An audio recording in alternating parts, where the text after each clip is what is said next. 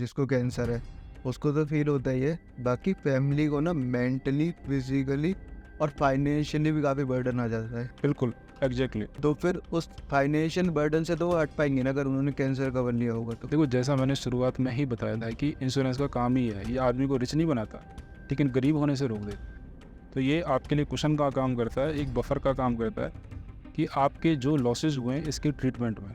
तो फिर कैसे, अब क्या अवेयरनेस लाई जानी चाहिए, मतलब इस इंडस्ट्री को ग्रो करने, कैंसर कवर को ग्रो करने के लिए बेसिकली? मैं जो आपने पूछा कि इंडस्ट्री को ग्रो करना, तो नहीं, मैं इसके लिए लोगों को जागरूक करने की ज़रूरत है। नमस्कार दोस्तों, वेलकम टू द स्वास्थ्य बड्डी शो। आज के टाइम पे 20 रुपए में क्या ही आता है, आती है तो केवल चाय या फिर सुट्टा। बट आज के जो हमारे स्पेशल गेस्ट हैं मिस्टर परमवीर शर्मा, जो कि ब्रांच मैनेजर हैं ब्रांच 11H के, वो हमें कुछ 20 से 30 रुपए में ऐसा देने वाले हैं जो कि हमारे लिए तो फ़ायदेमंद है, बट हमारी फैमिली के लिए भी काफ़ी ज़्यादा फ़ायदेमंद है। एक ऐसी घातक बीमारी जिसे कैंसर का नाम दिया गया है, उससे हम छुटकारा तो नहीं पा सकते, नहीं पता लगेगा कि हम कैसे बच सकते हैं, बट हाँ, हम 20 से 30 रुपए डेली का बचा के अपनी फैमिली को और हमें प्रोटेक्शन ज़रूर दे सकते हैं। तो ये पॉडकास्ट तो बहुत ज़्यादा इम्पोर्टेंट होने वाला है। मैं चाहूँगा आप लोग अपनी फैमिली के साथ इसे देखें। और चलिए शुरू करते हैं Swasthya buddy show with Mr Paramvir Sharma.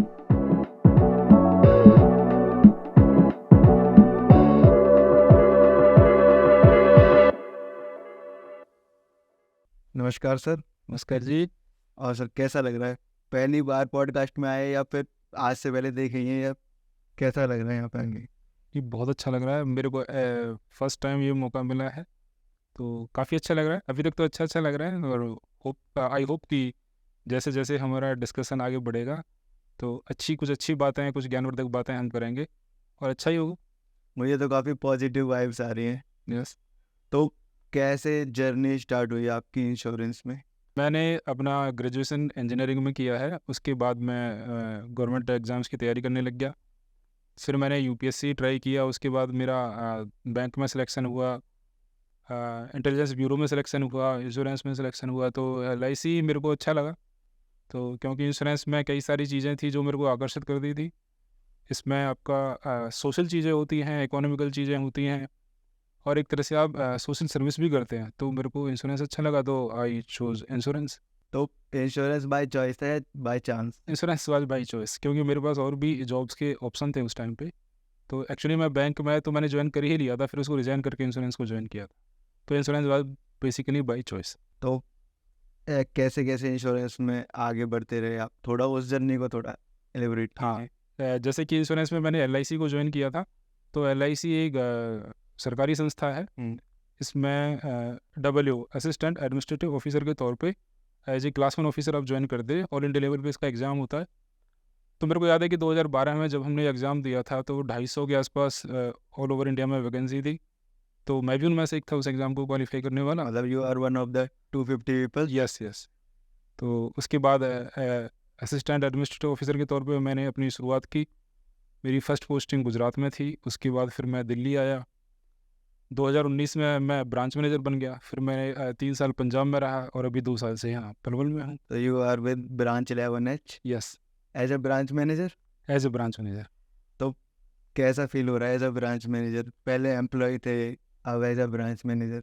बहुत अच्छा फील हो रहा है। एक्चुअली जो इंचार्ज कोई भी हो, ना केवल बैंक का, किसी भी संस्था का कोई इंचार्ज हो, तो उसके पास बहुत सारे रोल रहते हैं। उसको मैनेजमेंट करना होता है, एडमिनिस्ट्रेशन करना होता है, साथ में जो टारगेट्स हैं या जो संस्था ने जो उसको कुछ टारगेट्स दिए हैं, कुछ गोल्स दिए हैं, उनको साथ लेके चलना होता है। बहुत चैलेंजिंग काम है, लेकिन बहुत एन्जॉय वाला भी है। अगर इसको मन से करें तो मज़ा भी बहुत आता है। मज़ा पहले ज़्यादा आता था एम्प्लॉय में या फिर ब्रांच मैनेजर बन के? बेसिकली इंचार्ज के साथ आपको सम्मान भी मिलता है, ऑनर मिलता है, और कुछ चीज़ों को आप बदलने की पावर भी रखते हैं।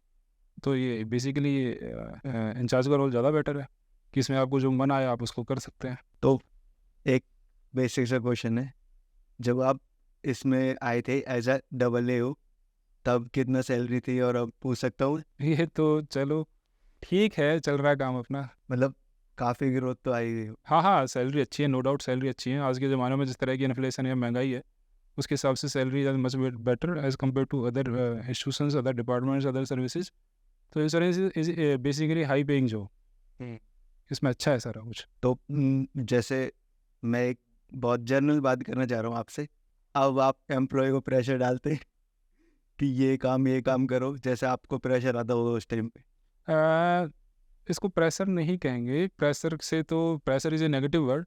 लेकिन अगर हम लोगों को साथ लेके चलें और उनको बेसिकली समझाएं कि कॉरपोरेशन के गोल क्या हैं, मेरे गोल क्या हैं और आपके अंदर की एबिलिटीज़ क्या हैं, अगर एबिलिटीज़ को गोल से मिक्स कर दें तो काफ़ी स्मूथ चीज़ें हो जाती है, फिर वो प्रेशर नहीं रह जाता, फिर वो एन्जॉय हो जाता है। अगला क्वेश्चन एक मैं पूछना चाह रहा हूँ। बहुत दाल कपड़ा रोटी मकान, एक ही पिक्चर भी आई थी, कपड़ा रोटी मकान, साथ में ऐड करना चाह रहा हूँ इंश्योरेंस। उतनी इम्पोर्टेंट नीड हो गई है क्या? देखो, रोटी कपड़ा और मकान बेसिक चीज़ें हैं, है ना, उनसे भाई ये है कि आदमी का पेट भर जाएगा, वो अपना तन ढक लेगा। लेकिन आज के ज़माने में रोटी कपड़ा मकान बेसिक चीज़ों से आगे बढ़ के भी कुछ देखने की ज़रूरत है। आज आदमी को अच्छा स्वास्थ्य चाहिए, अच्छा रहन सहन चाहिए और सबसे बड़ी बात है कि उसने जो एक स्टेटस मेंटेन कर लिया है, चाहे वो सामाजिक तौर पे हो, चाहे आर्थिक तौर पे हो, तो उसमें कोई डिक्लाइन ना आए। अगर इंश्योरेंस का रोल इसमें ये है कि मान लो अगर किसी को कोई बीमारी हो जाती है या हेड ऑफ़ द फैमिली की डेथ हो जाती है तो उसकी इनकम रुक जाती है। तो एक तरह से उसने जो अपना अर्जित किया था, जो अचीव किया था, वो नीचे चला गया। तो इंश्योरेंस उस पे एक बफर का काम करता है, उस पे एक कुशन का काम करता है कि आदमी को रिच नहीं बनाता लेकिन गरीब होने से बचा लेता बिल्कुल ठीक है, मतलब पर्सन अमीर तो नहीं होगा बट गरीब हाँ। होने से तो बची है, गरीब होने से उसको बचा। तो आज के टाइम पे हम देख रहे हैं कि health insurance versus life insurance तो अलग चीज़ हो गई कि हेल्थ के लिए और लाइफ के लिए। बट मैं एक कंपैरिजन चाह रहा हूँ health insurance versus cancer cover. तो जो हेल्थ इंश्योरेंस है उसके रेट काफ़ी ज़्यादा बढ़ते जा रहे हैं ड्यू टू हाई इन्फ्लेमेशन, और जो इतने ज़्यादा रिकवरीज आ रही हैं उसकी वजह से। और आम जो पॉपुलेशन है, मतलब लोअर मिडिल क्लास जिन्हें हम कह सकते हैं, उनके लिए ख़रीदना बहुत हद तक पॉसिबल नहीं हो रहा हेल्थ इंश्योरेंस को। और कुछ बड़ी बीमारियां लाइक कैंसर, तो उस केस में आप क्या देखते हैं कैंसर कवर प्लान को और हेल्थ इंश्योरेंस को? देखिए, इंश्योरेंस एक ब्रॉड टर्म है। इंश्योरेंस कई तरह का हो सकता है। जैसे अगर हम किसी व्यक्ति की ही बात करें तो लाइफ इंश्योरेंस वो ले सकता है, हेल्थ इंश्योरेंस वो ले सकता है। अब लाइफ इंश्योरेंस में क्या है कि लाइफ इंश्योरेंस में जो पैसा मिलेगा सिर्फ डेथ पे मिलेगा। अगर कोई भी व्यक्ति जिसने लाइफ इंश्योरेंस लिया हुआ है, अगर उसकी डेथ हो गई तो उसको डेथ क्लेम मिल जाएगा। लेकिन दूसरी सिचुएशन ये आती है कि अगर उस आदमी को बीमारी हो जाए, उसकी डेथ भी नहीं हुई लेकिन वो बीमार हो गया। अब बीमार हुआ तो जो भी काम वो धंधा या रोज़गार जो भी करता था, व्यवसाय जो करता था, उससे उसको कुछ दिन एब्सेंट रहना पड़ेगा, एक तो बीमारी की वजह से। डेफिनेटली। हाँ, तो एक तो उसका लॉस ऑफ पे हुआ, उसकी इनकम जो आ रही थी उसमें रुकावट आई। दूसरा, उसका फिर पलने से पैसा भी खर्च हुआ कि भाई वो अस्पताल में भर्ती हुआ। आजकल आप देखते हैं कि मेडिकल्स के बिल्स कितने ज़्यादा हैं, कितना किसी भी छोटा सा भी ट्रीटमेंट आप ले लें, मान लीजिए किसी को बुखार भी आ गया, किसी अस्पताल में एडमिट हुआ तो 30-35 हज़ार से नीचे वो नहीं आता है।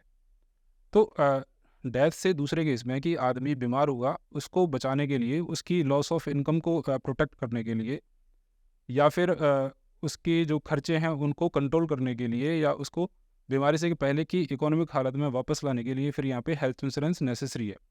अब आपने बड़ा अच्छा क्वेश्चन पूछा कि हेल्थ इंश्योरेंस तो बड़ा महंगा हो गया।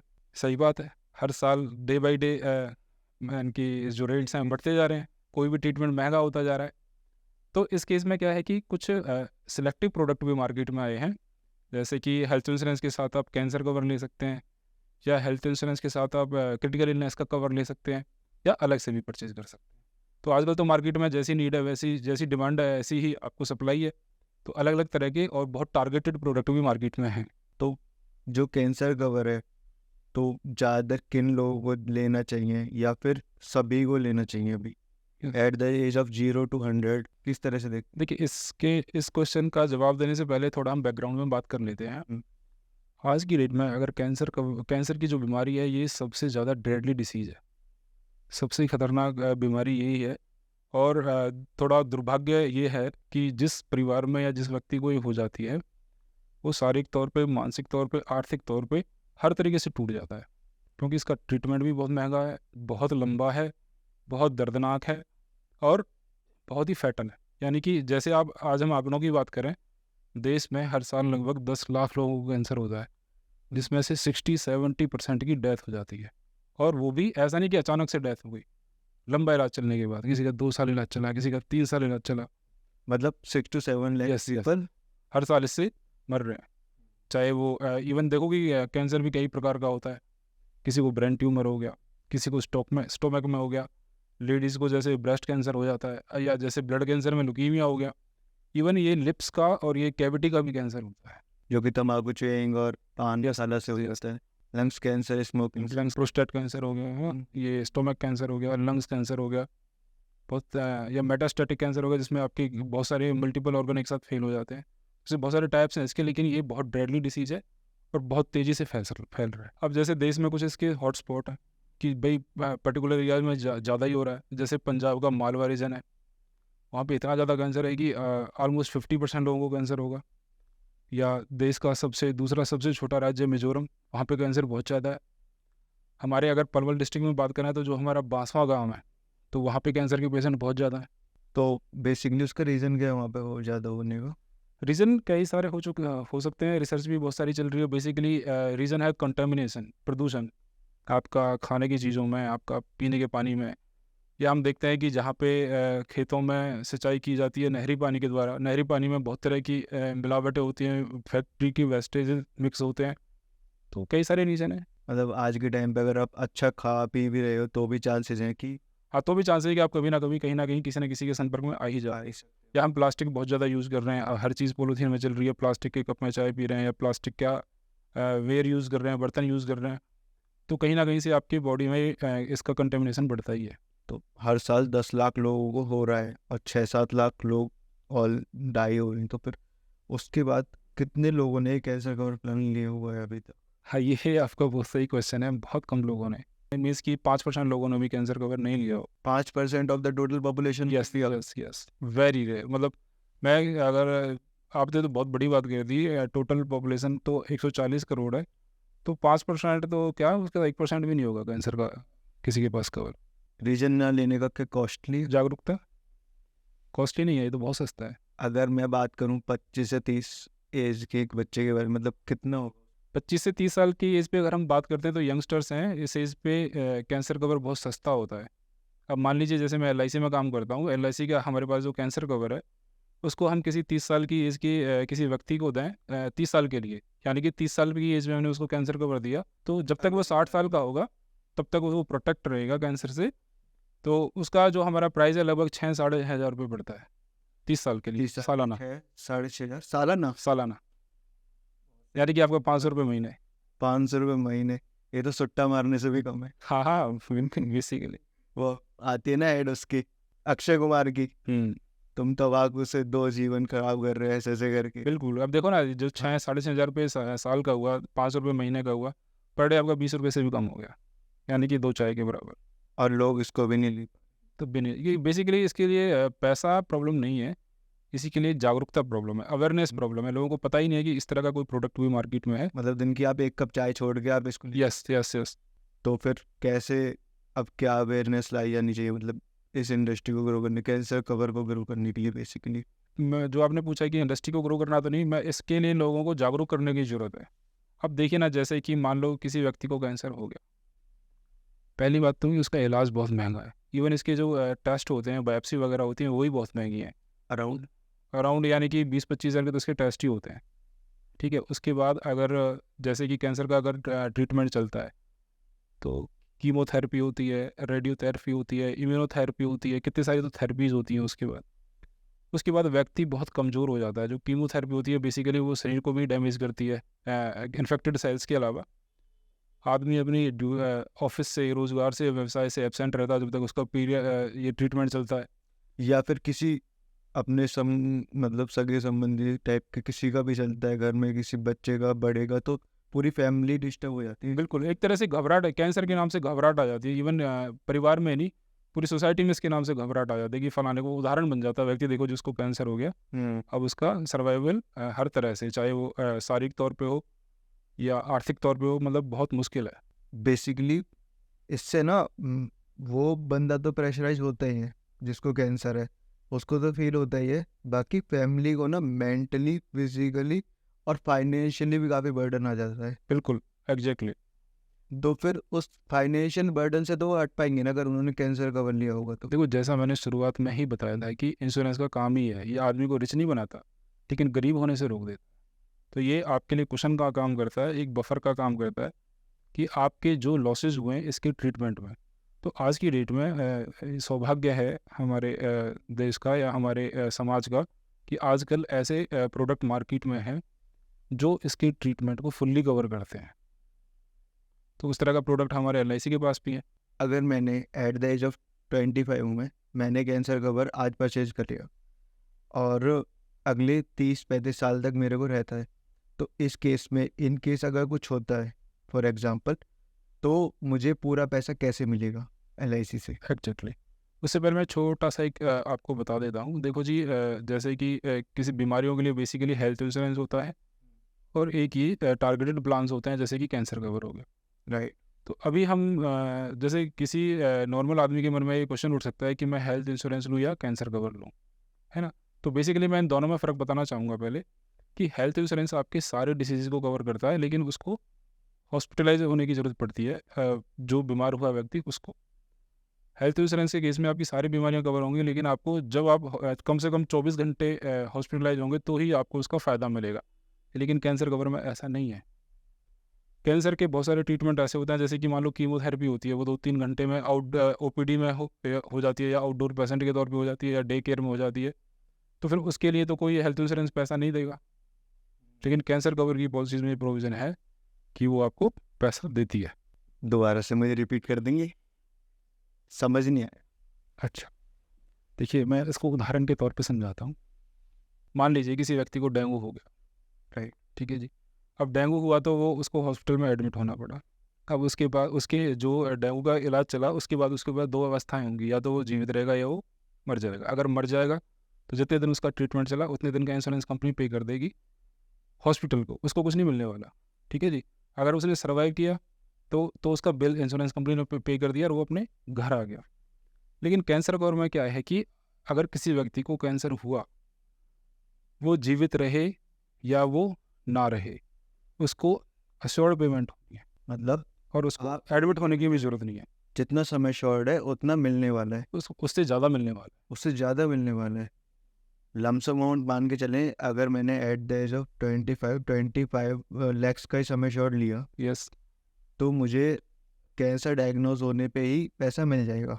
बिल्कुल बिल्कुल यही, बिल्कुल। इसीलिए मैंने दोबारा पूछा।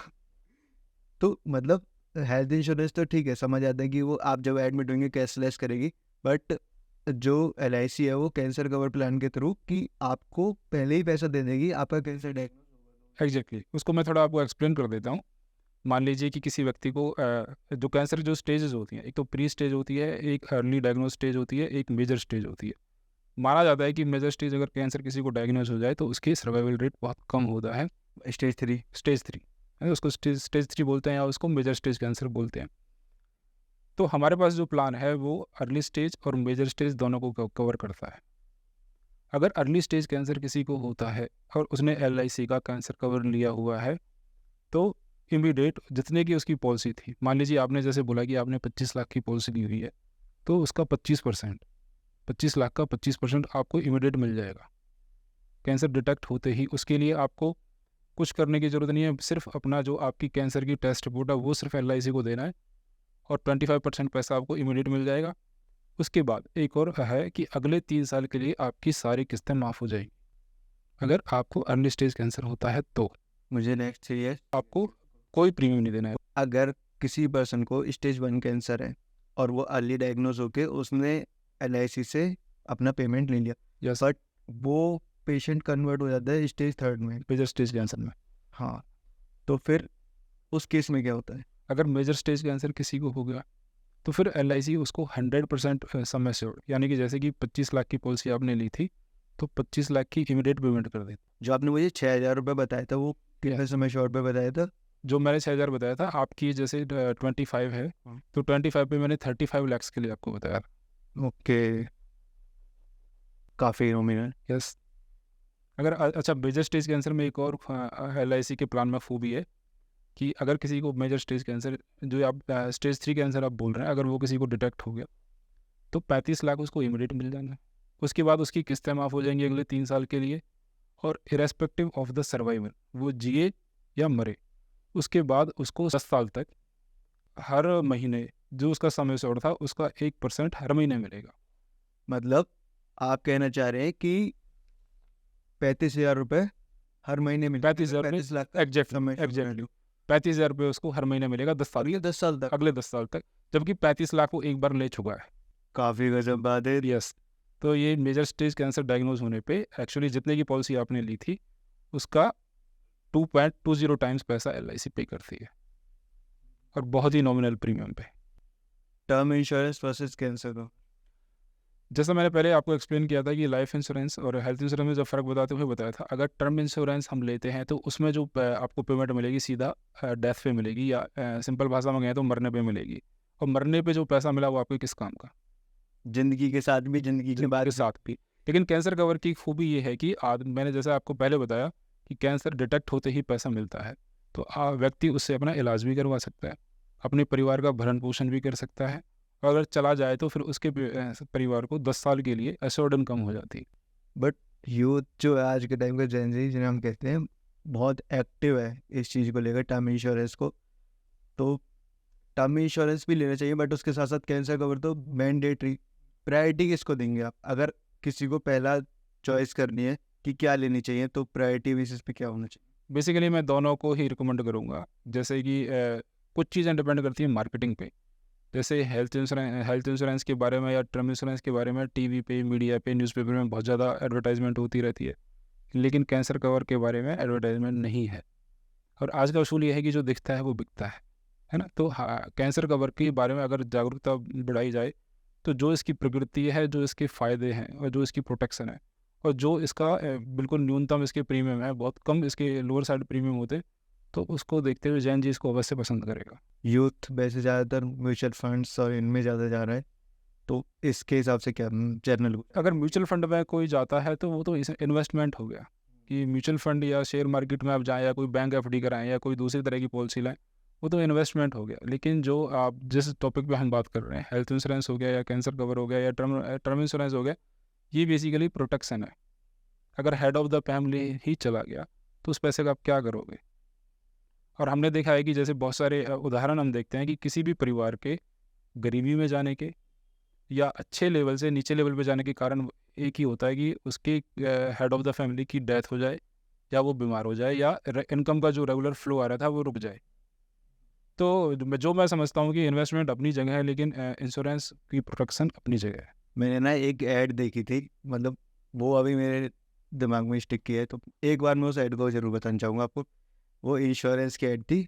होता क्या है कि एक फैमिली में पर्सन की डेथ हो जाती है, आर्मी मैन होता है, उसकी वजह से डेथ हो जाती है, तो काफ़ी सारे लोग मिलने आते हैं।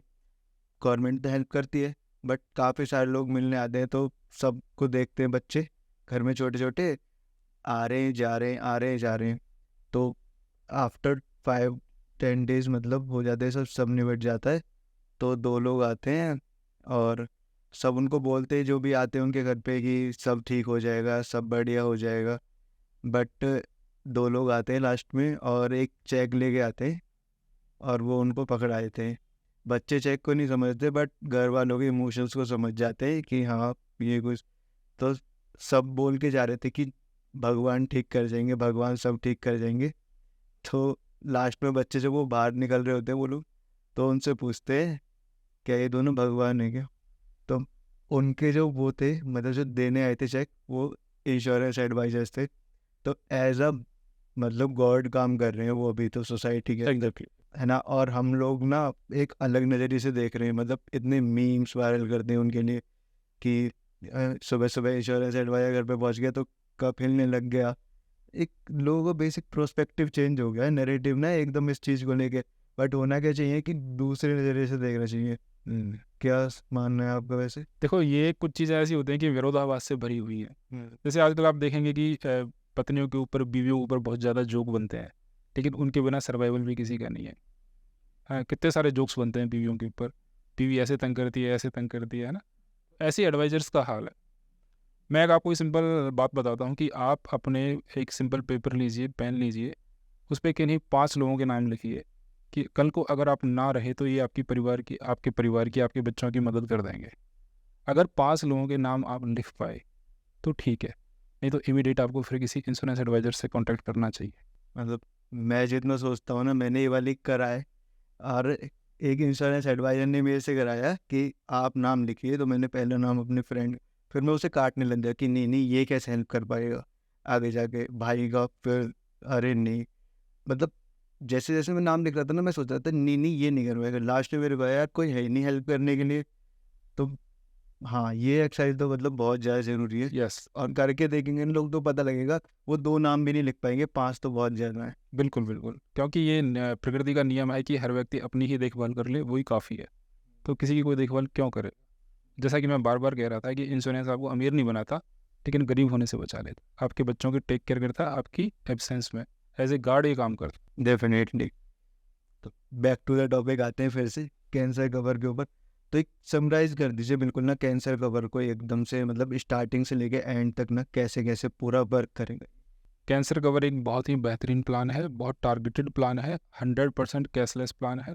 कोई इसमें हॉस्पिटलाइजेशन की ज़रूरत नहीं है। जो LIC के पास कैंसर प्लान है, इसमें आपको 2 तरह के ऑप्शन मिलते हैं। या तो आप एक फिक्स समय सोड ले लें, या फिर एक इंक्रीजिंग समय सोड भी आप ले सकते हैं। यानी कि हर साल आपका, जैसे आपने 35 लाख का रिस्क कवर लिया, तो हर साल 10% का इसमें राइज होता जाएगा अगले 5 साल तक। पहले कैंसर कवर के लेने के लिए बेसिक कंडीशन ये है कि पहले 6 महीने में आपको कैंसर नहीं होना चाहिए, और पहले से कोई भी बीमारी हो, कैंसर कवर का उससे कोई लेना देना नहीं है, एक्सेप्ट कैंसर। यानी कि कैंसर नहीं होना चाहिए पहले 6 महीने में। उसके बाद जैसा कि आपने बोला, पहले अगर अर्ली स्टेज का कैंसर या स्टेज 1 कैंसर निकलता है, तो LIC 25% ऑफ द समय सोड इमीडिएट पे कर देती है। उसके बाद अगले 3 साल के लिए प्रीमियम आपके वेव हो जाते हैं। अगर मेजर स्टेज कैंसर निकलता है, तो 100% रुपया, जैसे आपके केस में 35 लाख का समय सोड था, तो 35 लाख LIC इमीडिएट पे कर देगी। अगले 3 साल के प्रीमियम वेव हो जाएंगे, और अगले 10 साल तक 35,000 रुपये परिवार को मिलता रहेगा। एक last question regarding this concept, अगर किसी को डायग्नोस होता है ना, और डायग्नोस के बाद उस पर इतना टाइम ही नहीं है कि वो सर्वाइव कर पाए, मैक्सिमम 2, 3, 5, 10 डेज, तो क्या LIC पे करेगी या फिर आफ्टर दैट पे करेगी? मेजर स्टेज कैंसर डायग्नोस होने के बाद 7 डेज का वेटिंग पीरियड है। उससे पहले अगर उसको कुछ हो जाता है तो फिर जनरली नहीं होता है जनरली। 7 डेज LIC के पास जितने भी मार्केट में कैंसर कवर या हमारे कंप्यूटर्स के जितने भी कैंसर कवर अवेलेबल हैं, उसमें सबसे शॉर्टेस्ट पीरियड LIC के पास है। सिर्फ 7 दिन का कैंसर सर्वाइवल पीरियड होना चाहिए, उसके बाद LIC सारा पे करती है। अगर मैंने कैंसर कवर लिया और बहुत अच्छी बात है, भगवान ने कैंसर हुआ ही नहीं, तो वो पैसा यूज आता है या फिर नहीं, जैसे मान लीजिए कैंसर हो गया तो ये सही हुआ। मान लो कैंसर नहीं हो गया, तो फिर एक तरह से ये टर्म इंश्योरेंस की जैसा है, फिर इसमें नथिंग इज पेबल, फिर इसमें कुछ नहीं मिलेगा। तो प्रार्थना तो यही करेंगे कि ना हो, पैसा चले जाए, नहीं, ना आए। आप इसको सिंपल तरीके से ऐसे देखिए। मान लीजिए कि आप अपनी एज पे 25 साल की एज पे ये 6,000 रुपये प्रीमियम दिया, तो 30 साल में आपने कितना पे किया? 1,80,000 रुपये। उसके अगेंस्ट में आपके पास प्रोटेक्शन क्या है? 35 लाख का 2.2 टाइम्स, यानी कि 77 लाख रुपए की आपके पास हमेशा ये अगले 30 साल के लिए प्रोटेक्शन रहेगी। एज ए डिस्कवर हम मान Yes. सकते हैं इसको। बेसिक एज क्या है मतलब स्टार्ट करने की कैंसर का? ये 20 साल से लेके 65 ईयर्स तक आप ले सकते हैं। 65 ईयर्स तक। अब मैं 20 साल की एज पे कितना लंबा टाइम के लिए ले सकता हूँ उसे? 30 ईयर्स मैक्सिमम है, 30 ईयर्स के लिए आप ले सकते अगर मेरा 20 साल का हूँ, मैं 50 साल पे मेरा खत्म हो जाएगा, हैं। यस, है ना, तो मैं 50 साल में फिर दोबारा इसे ये दोबारा आप दोबारा ले सकते हैं। एट द एज ऑफ 60 में 30 साल के लिए और ले सकता हूँ, Yes. एज तक मैं कवर कर सकता हूँ। बिल्कुल बिल्कुल। काफ़ी इंटरेस्टिंग बातचीत हुई ये तो, मज़ा आया आपसे बात करके। आपको कैसा लगा? बहुत अच्छा लगा। आप पहली बार पॉडकास्ट पे आए हैं। वैसे तो हम जनरली डॉक्टर से बात करते हैं हमने स्वास्थ्य बड़ी शो पे, बट अब सोचा है कि इंश्योरेंस को भी थोड़ा बढ़ावा दिया जाए, Yeah. है ना। और जिस बात की आप बात करते हैं, अवेयरनेस नहीं है, तो अवेयरनेस लाने की कोशिश करेंगे इन द सोसाइटी इसके थ्रू, और कोशिश करेंगे कि जो हमारे इंश्योरेंस एडवाइज़र हैं जो हेल्प करें लोगों की, और वो काफ़ी अच्छे से ये वाला प्लान तो सेल आउट कर पाएँ बिल्कुल। Cancer cover. Thank you sir, काफ़ी ज़्यादा मज़ा आया आपसे मिलके। बाकी मुलाकात होती रहेगी।